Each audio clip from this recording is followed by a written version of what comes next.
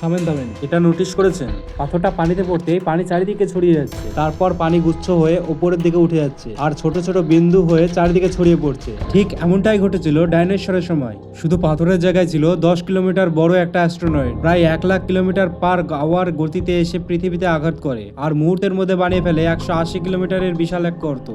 এত বড় এক্সট্রিম মোমেন্টামের কারণে অ্যাস্ট্রোনটটা গলে যায় এবং চারিদিকে ছড়িয়ে যায়। সেই লাভা পানির স্প্ল্যাশের মতো গুচ্ছ হয়ে আকাশের দিকে উঠে যায়, এমনকি স্পেস পর্যন্ত। ওগুলো ঠান্ডা হয়ে পাথরে পরিণত হয় আর পৃথিবীর মাধ্যাকর্ষণে প্রচন্ড গতিতে আগুনের গোলার মতো নিচে নেমে আসে। চারিদিকে আগুনের বৃষ্টি, পুরো পৃথিবী একটা জ্বলন্ত নরক। ধুলো আর ছাই আকাশকে ঢেকে পৃথিবীর বলয়ের মতো ঘিরে ফেলে। পৃথিবীতে তাপ বেড়ে হয়ে যায় 700 ডিগ্রি টেম্পারেচার, যেই টেম্পারেচারে কোনো প্রাণীর বেঁচে থাকা প্রায় অসম্ভব। শুধুমাত্র যারা জলের অনেক গভীরে অথবা মাটির অনেক নিচে ছিল তারাই টিকে যায়। শেষ হয়ে যায় ডাইনোসরের যুগ, শুরু হয় পৃথিবীতে এক নতুন অধ্যায়।